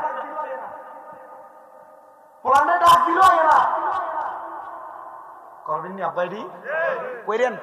ছোট ছোট বাচ্চাদেরকে অভ্যাসটা করাইয়েন। আল্লাহ আমরা তৌফিক দান করুন। সবে বরাতে হালুয়া রুটি রসুন উঠতে গেছে, এটি করে না। সবে কদরে যে মিলাদ পড়াইতো, কোরআন খতম হইতো, বেরিয়ে দন কোরআন ফরাই বলে গেছে।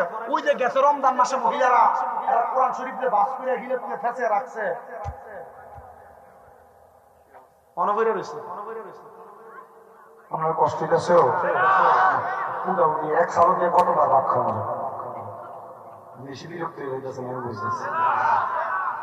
যদি বিরক্ত হয়ে যান আমার কথাটি কামে রাখবো মনে হইতেছে। শুধু আপনারা না, আমি কিন্তু আপনার উদ্দেশ্য কই কই দেখছেন আপনার শ্লোক এর ভিতরে শুনেও কিন্তু অনেকে হেদায়েতের কথা পায়। আমি তো আরো জোরে কোন আমি কোরআন শরীফের কথাটা বলতেছি।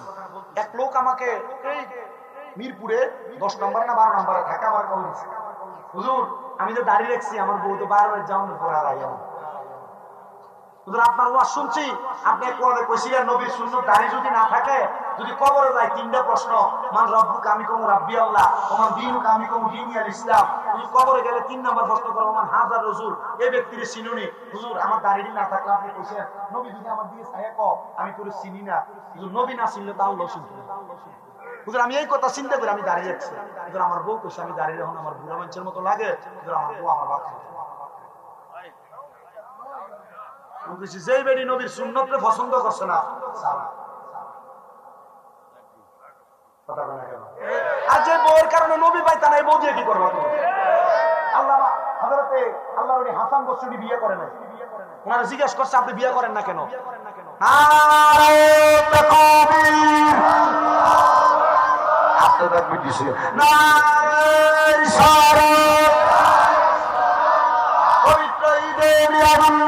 মানুষ যারা দাঁড়িয়ে রাখেন না, আমরা একটু চিন্তা করি। মাঝে মাঝে আরো অনেকে কমেন্টস লেখে হুজুরের তো দাড়ি নেই, হুজুরের তো দাড়ি হালাগে, আর দাড়িটা উঠতো কোন অল্প করে দাড়ি। আমার আব্বার দাড়ি এখন অল্প করে, আমার আব্বা। আপনি আর আব্বারে আরো যদি এক লোক হার করান মনে হইব আই বাপে বেটা আর এখন এবারে আর এলো মাশাআল্লাহ চেহারা সুন্দর, দেখতে আল্লাহর ওলির মতো। দোয়া করবেন না আর আব্বা? এই গত কয়দিন আগে 300 ফ্যামিলির জন্য ইফতারের ব্যবস্থা করছে। 1 কেজি বুট, 1 কেজি ডাল, 1 কেজি মুড়ি, 1 কেজি খেজুর। আমার আব্বারে আমি মনে করছি এরই প্যাকেট করতে রোজা দেরি আছে না, পরশুদিন কিনছি, মনে করছি এই প্যাকেট করতে দেরি হবে। মাহফিল করে দিয়ে ঘুমাইছি, ঘুমের থেকে উঠতে 11টার দিকে দিয়ে মোটামুটি সব প্যাকেট করা শেষ।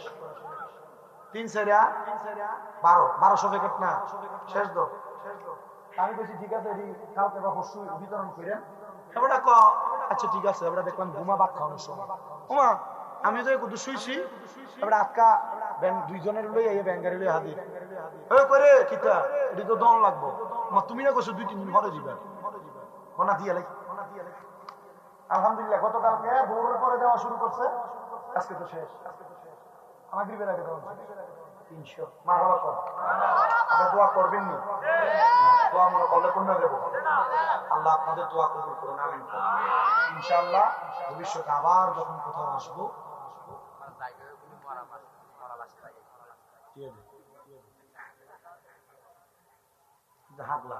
না না আর রাহো যাও দূর বেটা লাও বেটা।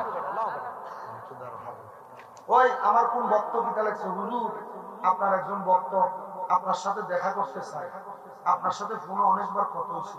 মোহাম্মদ বিল্লাহ হোসেন গ্রাম নোয়াগাঁও। কইও বিল্লাহ তুমি বিল্লাহ ঘুমা। আচ্ছা ঠিক আছে যাও, আমার সঙ্গে দেখা করবে জ্ঞান হুজুর আমি বদলতে এটা গান লাগবে। বিরিয়ানি করে খান কেন? শুধু দোয়া করবে একটু। আচ্ছা একটু মহাব্বতে করেন। আমার জায়গা হবে নি আমার মরা লাশের জায়গা, মসজিদের পাশে আমার মসজিদের পাশে আমার কবর দিও, ওইরাই আমার জায়গা হবে নি, আমার জায়গা হবে নি আমার মরা লাশের জায়গা, মসজিদের পাশে আমার কবর দিও, ওইরাই আমার জায়গা হবে রে। এলাকাবাসী রে, আমি তোমরা ছেলে সন্তানে কয়দিনের লাগিয়া পড়ার পরে সবাই আমায় যাবে রে বলিয়া, 3.5 হাত মাটির কবর দিও রে খুলিয়া, আমার জায়গা হবে নি, আমার জায়গা হবে নি, আমার মরা লাশের জায়গা। মসজিদের পাশে আমার কবর দিও, কইরাই আমার জায়গা হবে নি। জগৎবাসী রে, আমি যেদিন যাব মারা দুনিয়া সারিয়া, রঙিন জামা কাপড় ছবি বিবের খুলিয়া, সাদা মার্কিন কাপড় আমার, সাদা মার্কিন কাপড় আমার, বিবার পরায়া আমার জায়গা হবে নি, আমার জায়গা হবে নি, আমার মরা লাশের জায়গা। মসজিদের পাশে আমার কবর দিও, কইরাই আমার জায়গা হবে নি।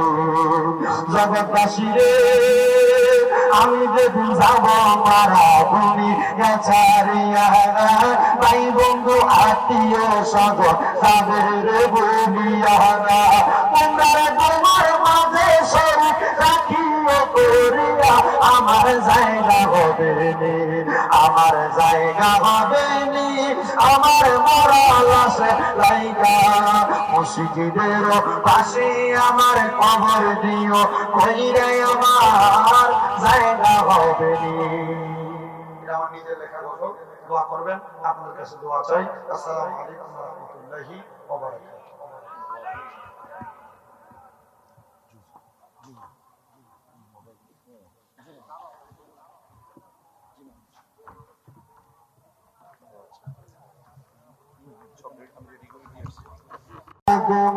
চাই রহনা বলেন নামাজ বাবার হেদমত চাই রহনা, আমার নবীর দরে বইল না, বলে নবীর আমার নবীও তোমায় বলবে না, লা ইলাহা ইল্লাল্লাহ, লা ইলাহা ইল্লাল্লাহ, লা ইলাহা। আইরে অনেক দূরে মদিনা, আমরা কেমনে যাব জানি না। আইরে দয়াল আল্লাহ, দয়া করেন গো, রানে পড়েন মনের বাসনা, লা ইলাহা ইল্লাল্লাহ, লা ইলাহা। আর কত সুন্দর মদিনা, আমরা মদিনার রাস্তা চিনি না। বলেন মদিনা সবাই যাইতে চাই কি চাই না? যাইতে চাই না, হাতটা সোজা করে আল্লাহ দেখায়, আর যখন দেখলে একটা সুরে তাকিয়ে হবে নারায়ে তাকবীর, নারায়ে রিসালাত, আহলে সুন্নাত ওয়াল জামাত, নারায়ে গাউসিয়াত, নারায়ে পাক পাঞ্জাতন, হযরত মাওলানা কারি শামীম রাজাল কাজী সাহেব। মদিনা যাইতে চাই কি চাই না? চাই কি চাই না? ঢুকতেছি, এই ঢুকনের লগে লগে গাড়িটা যখন ঢুকছি হেঁটে শুল্কু মাত্র 3 মাস 3.5 মাস হয়েছে আমি মদিনা থেকে আসছি, নবীজি রওজা জিয়ারত করে আসছি। ঠিক এই লম্বা শুনছি, আমি আপনাদের সালাম রসুল পাকের রওজায় পৌঁছাইছি। আমি তো সিয়া রাসূলুল্লাহ বাংলাদেশে যত ওয়াজ মাহফিলে যাই, মানুষকে নিয়ে আপনি নবীর উপর দুরূদ সালাম আদায় করি, সবার পক্ষ থেকে আপনি সালাতু সালাম কবুল করেন। আমি এই কথা বলি নাই, নবীজি রওজার সামনে দাঁড়াইতেছি, ইয়া রাসূলুল্লাহ, যারা এখনো মক্কা মদিনা আসতে পারে নাই, আপনি তাদেরকে মরার আগে একবার আইন একবার বলেন যে মক্কা মদিনা তো সুন্দর, আমরা সেখানে যাইতে চাই কি চাই না?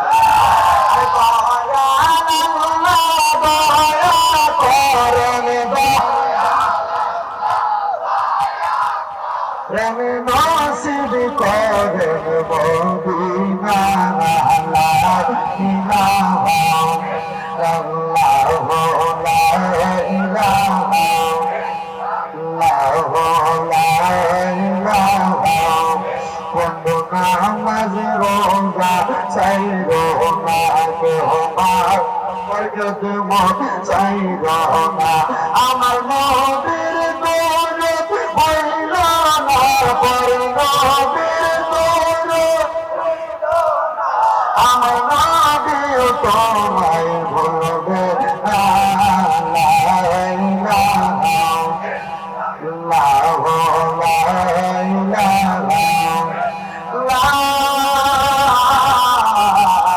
ইলাহা ইল্লাল্লাহু মুহাম্মাদুর রাসূলুল্লাহ সাল্লাল্লাহু আলাইহি ওয়াসাল্লাম। আমার মুসলমান ইমানদার ও আমার কাতির কাদের যুব সমাজের এলাকাবাসীর উদ্যোগে পবিত্র ঈদের মিলাদুন নবী সাল্লাল্লাহু আলাইহি ওয়াসাল্লাম উদযাপন উপলক্ষে মাহফিলে যারা 10তম মাহফিলে বসলেন, আপনারা বলেন আমাদের সবার জীবনে গুনাহ আছে না নাই? স্বামীর নেতার জীবনে অনেক গুনাহ, আমার গুনাহের খবর আপনারা কেউ জানেন না। জানে একজন, তিনি হলো আমার আল্লাহ। আল্লাহ দরবারে ফরিয়াদ করো, আল্লাহ আমি তো অনেক গুনাহ করলাম, আমার গুনাহের কারণে তুমি আমার দুজকে দিবা। যদি আমরা দুজকে দাও, আল্লাহ এত সুন্দর দেহ কেন বানাইলা? আমরা যদি দুজকে দাও, কেন আমাদের এত সুন্দর শক্তিলা নাম দিলা, নাম দিলা? আমার আল্লাহ কয় বান্দা লা তাকনাতু মির রাহমাতিল্লাহ, আমি আল্লাহর রহমত থেকে নিরাশ হও না। ইন্নাল্লাহা ইয়াগফিরু যুনুবা জামিআ, নিশ্চয়ই আমি আল্লাহ তাআলা সকল প্রকার বড় বড় গুনাহ ক্ষমা করে দেই। ইন্নাহু হুয়াল গফুরুর রাহিম, নিশ্চয়ই তিনি আল্লাহ যিনি ক্ষমাশীল এবং দয়ালু। বন্ধুরা রে ও পরদার অন্তরালের মা বোনেরা, আমরা জীবনে অনেক গুনাহ করলাম গো। এই গুনার কথা স্মরণ কইরা মুহাব্বত নিয়ে অন্তরের মধ্যে কলবটাকে ধাক্কা দিয়া একটু আল্লাহ তাআলার ইস্তেগফার জিকিরে মশগুল হয়ে যায়, যেন আমার আল্লাহ তাআলা আপনার আমার গুনাহগুলো মাফ করে দেয়। মুহাব্বতের আওয়াজ দিয়া আল্লাহ তাআলার একটু ইস্তেগফার জিকির করেন। আল্লাহ আল্লাহ আল্লাহ আল্লাহ তোমায় পাইতে বন্ধ আগল মন দাও দাও বাবা আমায় গরম সবন বাবা তোমায় পাইতে বন্ধ আগল মন দাও দাও বাবা আমায় গরম সবন বাবা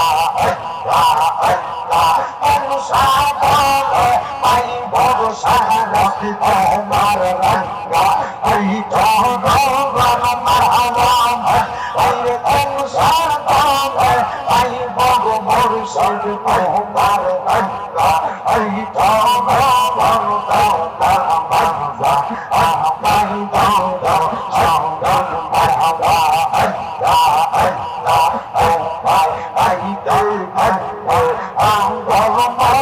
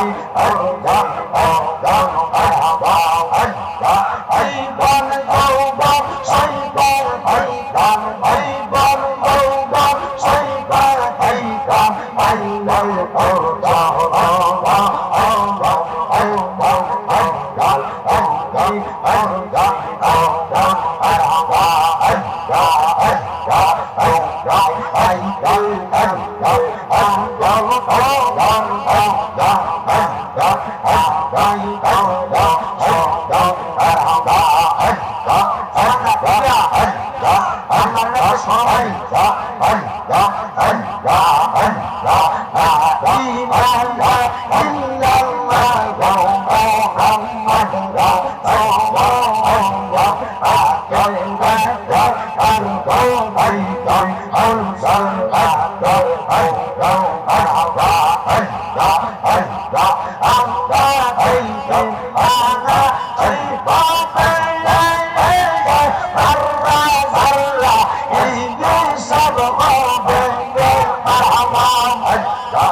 আল্লাহ যেদিন পাগল হবে জাররা জাররা হিসাব হবে কে আওয়াম আল্লাহ সেই দিন তোমায় এ তোরা ভাই সেই দিন তোমায় এ তোরা ভাই মোহাম্মদ রাসূলুল্লাহ আগে আগে পারবো ভাই তুই বলছাল ভালো বল আওয়া আল্লাহ আল্লাহ ইলাহা ইল্লাল্লাহ মুহাম্মদ রাসূলুল্লাহ আগে আগে পারবো ভাই তুই বলছাল ভালো আওয়া আল্লাহ আল্লাহ আল্লাহ শাহাদা আওয়া আর মারবে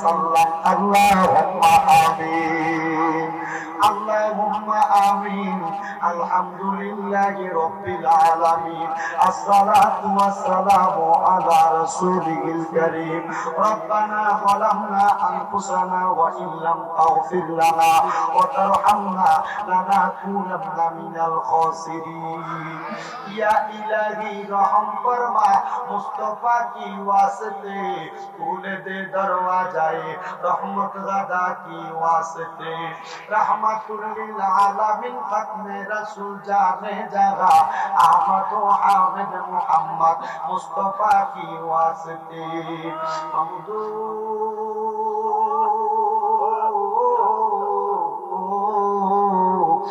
দয়াল আল্লাহ আপনি কি আসমানে না জমিনে না পাহাড়ে না দরিয়ায় বিগত জীবনে আপনার কত তালাশ করলাম সন্ধান পাইলাম না আল্লাহ বহু সন্ধানের পরে এই চাঁদপুর জেলার অন্তর্গত শাহরাস্তি থানাধীন কাজিরকা পুত্তুর পাড়া জামে মসজিদ প্রাঙ্গণে মহাপবিত্র ঈদে মিলাদুন নবী সাল্লাল্লাহু আলাইহি ওয়াসাল্লাম উদযাপন উপলক্ষে কাজিরকা যুব সমাজ ও এলাকাবাসীর উদ্যোগে 10তম বার্ষিক ওয়াজ ও দোয়ার মাহফিল সাজাইয়া আমার সঙ্গে উলামায়ে কেরাম বিশেষ করে দাড়ি পাকা মুরব্বি বাবারা যুবক নওজোয়ান ভাইয়েরা ছোট্ট ছোট্ট মাসুম বাচ্চারা পর্দার অন্তরালের আমার কত মা বোনেরা তুমি আল্লাহর শাহিন শাহী পাক দরবারে গুনাহগার কাঙ্গালের বেশে মুনাজাতের ভিতরে দুইটা হাত বাড়ায়া দিছে গো আল্লাহ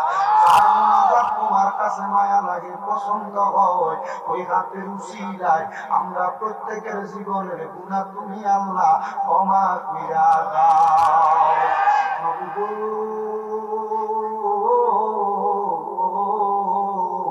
আল্লাহ তুমি দুনিয়াতে এক দরজার মধ্যে ফকিরকে যদি মানুষ ফিরিয়া দেয়, ভিক্ষুককে যদি মানুষ ফিরিয়া দেয়, ভিক্ষুক যাইয়া আরেক দরজার মধ্যে হাত বাড়াই, গো আল্লাহ, আল্লাহ তোমার রহমতের দরজা থেকে যদি আমরা বান্দাদেরকে ফিরিয়া দাও, বলো না গো আমরা বান্দারা, আমাদের তো আর কোনো খোদা নাই, আমরা কার কাছে হাত বাড়াবো? দয়াল রে আল্লাহ, ফরিয়াদ তোমার দরবারে, আমরা গুনাহগার, আমরা বদকার, আমরা সিয়াকার, আমরা গুনার দিকে তাকাইলে আমার কাছে বড় ভয় ভয় লাগে রে আল্লাহ। না জানি কোন দিন আজরাইলের কঠিন খাবার শিকার হইয়া যায়। বাবু তো ডাকলে নি ঘুরাই রে মন, তপলে নি প্রাণ ঠান্ডা হয়। এ না দেখিলে দুই নয়নে নয়নে আল্লাহ, আল্লাহ জানা নয় তোমার মনে। দয়াল রে আজকের মুনাজাতে কে জানি হাত বাড়াইছে, কার জানি জগতের মধ্যে বাবা নাই। আইরে বাবা, যে বাবা রিক্সা চালাইয়া মাটি গাইটা মাথারা কাম্পায় পালাইয়া পরের বাড়িতে বদলার কাজ কইরা সন্তানকে মানুষের মতো মানুষ করার জন্য আব্বা নিজের রক্তরে পানি বানাইছে, এমন আব্বা দাদের অন্ধকার কবরে রে আল্লাহ, আব্বার কবর জান্নাতের বাগান বানিয়ে দাও। কে জানি হাত বাড়াইছে, কার জানি জগতের মধ্যে মা নাই। আইরে মা, যেই মার মা কইয়া ডাকলে কলিজার আগুন ঠান্ডা হইয়া যায়, যেই মায়ের দিকে এক নজরে তাকাইলে কবর হজরে চাওয়া হইয়া যায়। আল্লাহ, কে জানি এমন মা দুঃখিনী অন্ধকার কবরে শোয়া দিছে। আল্লাহ, এমন মা যাদের অন্ধকার কবরে, আমার কবর জান্নাতের বাগান বানিয়ে দাও। এমন অনেক কপাল পোড়া মতো বাগান হাত বাড়াইছে, মাও নাই বাবাও নাই, জনমের তিন আম্মা আব্বা দুইজনের কবর না যাতে ফয়সালা করো। যাদের মা বাবা বেঁচে আছে আয়াকে তুইও নসিব করে দাও। আম্মা আব্বা অসুস্থ থাকলে পরিপূর্ণ সুস্থতা নসিব করো। আম্মা আব্বা বেঁচে থাকলে হায়াতে তুইও নসিব করো। আম্মা আব্বার হায়াতে বরকত দান করো, মনের নেক নেক আশাগুলা পূরণ করো। দয়াল রে ফরিয়াদ তোমার দরবারে, আজকের মাহফিলে যারা টাকা দিয়া, পয়সা দিয়া, শ্রম দিয়া, বুদ্ধি দিয়া, পরামর্শ দিয়া, মাইক দিয়া, লাইট দিয়া, প্যান্ডেল দিয়া, মিডিয়ার বাইরে সহ সম্মানিত শ্রোতা মণ্ডলী, পুরুষেরা, পর্দার অন্তরালের মা বোনেরা, বিশেষ করে তাবারুকের জন্য যারা দান করে সহযোগিতা করেছে, তাদের প্রত্যেককে তুমি কবুল মঞ্জুর করে নাও। এই মাহফিলের যুব সমাজের এলাকাবাসী 10তম মাহফিল করে, আল্লাহ কিয়ামত পর্যন্ত এই মাহফিল কায়েম এবং কায়েম রাখার তৌফিক দান করো। মরণ দিবা দুঃখ নাই, তবে বেঈমান বানায়া মরণ দিও না।